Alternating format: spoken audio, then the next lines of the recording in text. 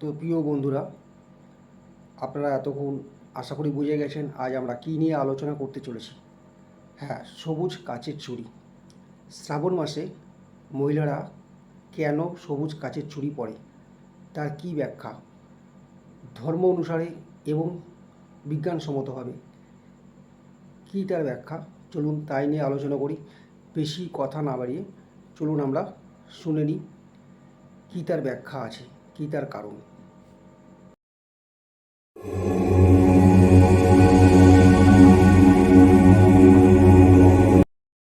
শ্রাবণ মাসে সবুজ চুড়ি পরার রীতি হিন্দু ধর্ম ও লোকাচার অনুযায়ী বিশেষ তাৎপর্যপূর্ণ।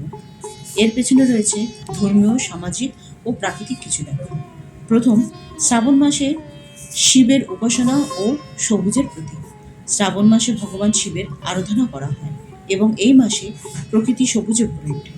সবুজ রঙকে প্রকৃতি ও উর্বরতার প্রতীক হিসেবে ধরা হয়। এটি মঙ্গল, সৌভাগ্য এবং শান্তির প্রতীক। দ্বিতীয়ত, বিবাহিত মহিলাদের জন্য শুভ। বিবাহিত মহিলারা সবুজ চুড়ি পরেন স্বামীর দীর্ঘায়ু কামনার জন্য, সংসারে মঙ্গল, শান্তির জন্য।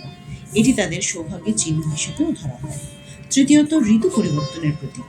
শ্রাবণ মাসে বর্ষাকাল চলতেই থাকে এবং গাছপালা সতেজ হয়ে ওঠে।